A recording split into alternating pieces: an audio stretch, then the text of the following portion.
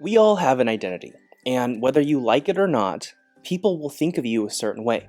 Because whatever you have done in your past, they will start to assign attributes or features or characteristics about you in their minds just based on what you've done. So we all have one, and whether you intentionally designed for those people to think of you in that way, they're still going to think those things. And identity is super important, and the reason why I bring it up in the first place is because there are good and bad parts to it. And what I mean by that is internally. So when we think of identifying ourselves, assigning characteristics to ourselves, there's good and bad to it. And here's what I mean. With identity, if you assign your identity stuff that you don't have full control over, if you don't have full control over the attributes that you assign to yourself, it could be really harmful when there is a discrepancy. Here's what I mean by that. So for example, let's just say for the longest time in your life, you've assigned a part of your identity as someone who's very intelligent and good at business, because maybe that's who you've been for the longest time.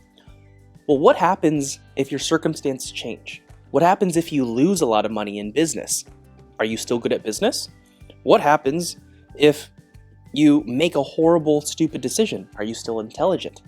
These are things that you technically do not have full control over, and when that discrepancy happens, it can kind of crush people, can crush a lot of people. I know it's crushed me. I know it's put me in a slump in the past, not long ago, and that's why I'm making this video.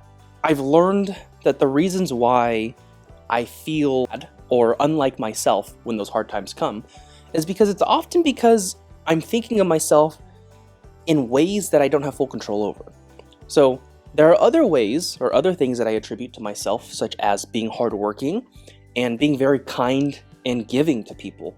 Like, that's a big part of my identity. But however, when the hard stuff happened, like not long ago, about a year ago, we had a real estate recession and I lost a lot of money for the first time ever in real estate, a lot of money. And when that stuff happened, I was just questioning myself. And maybe not at that time, I was just very upset, just trying to figure out what I should do. But when that stuff happened, kind of after I got over the slump, I realized that this is why I felt all that way. It's because I thought of myself as someone who's being very good at business.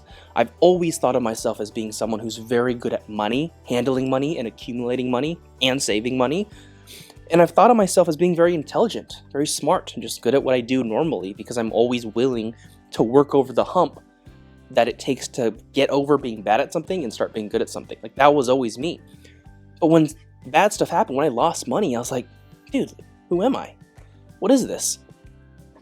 And those traits kind of overtook the other parts of my identity that I assigned to myself, the being hardworking and being good to people.